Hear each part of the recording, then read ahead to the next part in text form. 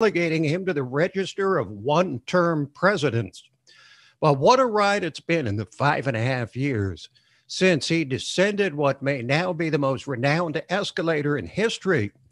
He may have been brought low by forces beyond his control that have now marked him as only the fourth chief executive in the last century to fail in his bid for re-election.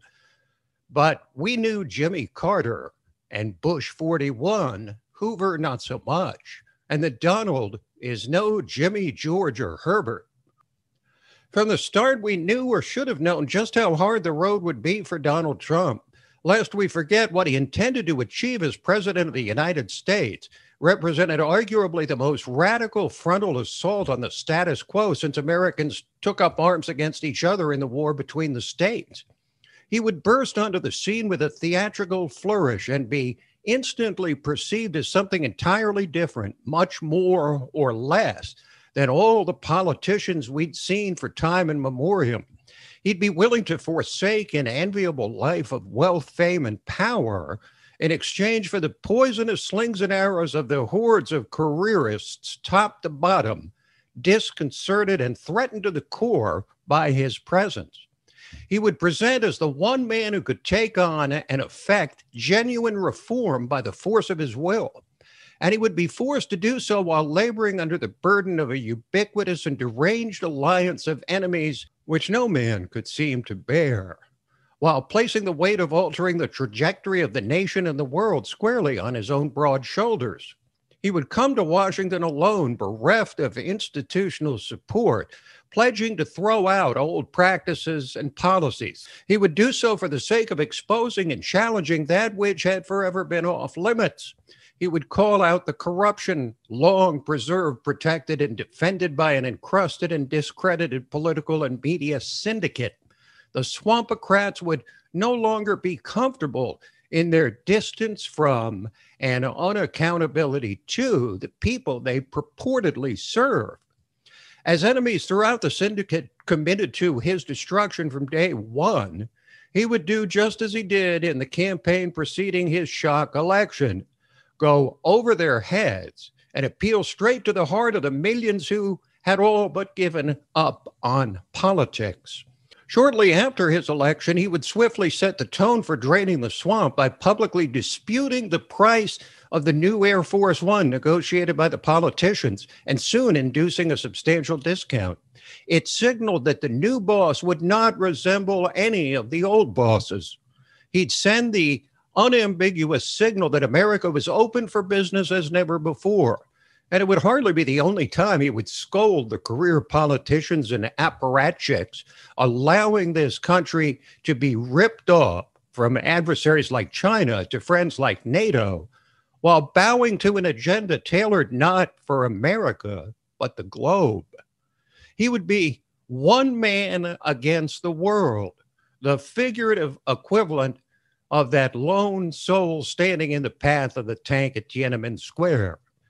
With his near quixotic quest to return America to a lost greatness, he would simultaneously define his enemies in a fashion reserved only for a person not deriving his power from the very trough at which the careerists feed.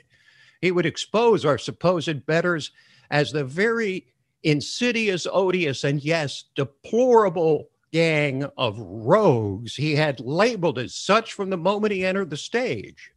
He said he would build an enviable economy. He promised to become the greatest jobs president, to lower taxes, radically reduce regulation, and put a chicken in every pot, and would deliver all of it. It would take the most disputed presidential election in history, surpassing even the legendary contest of 2000, to take him down. It would take a contest in which every metric that had proven 100% reliable in predicting election results in the past would all, for the first time, and at the same time, be turned on their heads. The certain winner would lose. The generic opponent would be declared the winner. Black is white, white is black. His reported defeat would come to define one of the newest words in the cultural lexicon, gaslighting, a popular formulation for an age-old question. Are you going to believe me or your lying eyes? Surely your eyes deceive you.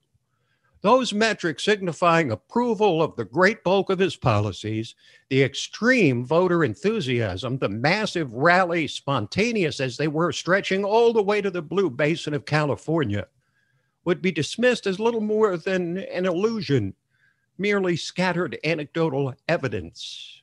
Massive vote dumps in the middle of the night in key states and a mile-high pile of sworn allegations and testimony across the land on election fraud would be dismissed with the back of the hand.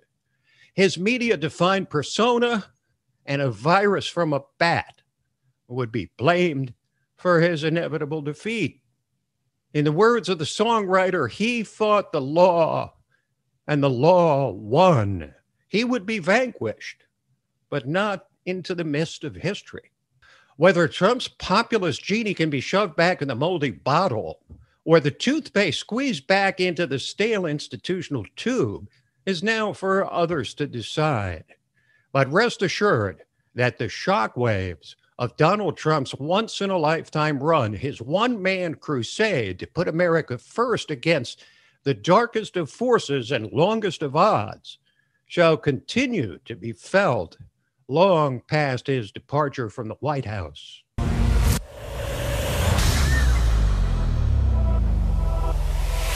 Hi, I'm Lisa K. Donner, along with Mark Angelides, Sarah Cowgill, Tim Donner, and Scott Cosenza, and this is Liberty Nation.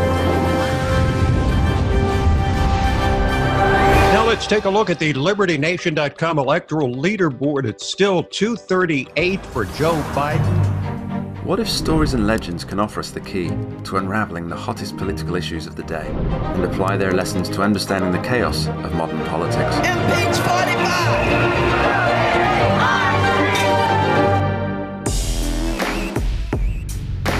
Only where freedom of speech is honored can people who look, sound, or think differently be truly free.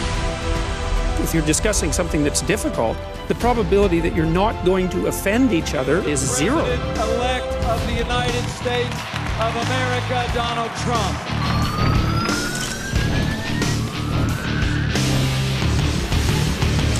Donald J. Trump is now president. With one click, Liberty Nation delivers tomorrow's news. And remember, liberty. Today. All the time and everywhere. LibertyNation.com.